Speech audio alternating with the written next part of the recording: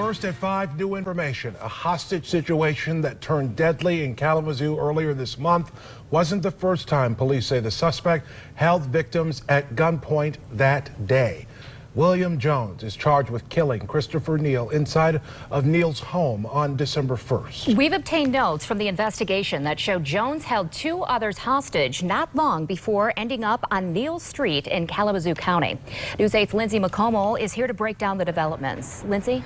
Well, Emily and Leon, the documents were released through an open records request, and not only do they reinforce that there is no connection between Jones and his victim, Chris Neal, the reports also chronicle bizarre behavior, meth use a day before the homicide, and a second hostage situation that ended shortly before Jones is accused of breaking into Neal's home. William Jones is charged with murdering Navy veteran and young father Christopher Neal on December 1st. Neal is hailed a hero for sacrificing himself so his wife and young daughter could hide in their home on Proctor Avenue in Comstock Township, where Jones allegedly broke in later that night. He was a 22-year-old man who was doing nothing wrong. He was at home with his wife and child. They were watching television. Jones told investigators 2 days later he, quote, didn't even know who Chris was and tell Chris I'm sorry. Notes from the investigation detail concerning behavior from Jones leading up to the deadly break-in. He was in Port Huron on November 29th, where he called 911 and claimed the woman he was staying with was holding him against his will. He also reported the house was on fire when it wasn't. She later told investigators he asked if she heard people climbing through her window when no one was there.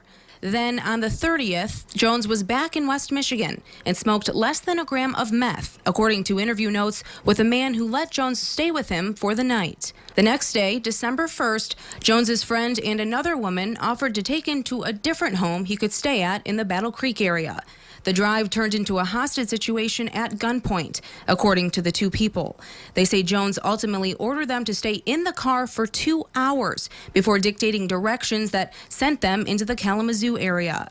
Jones also accused them of helping people who were following and trying to hurt him.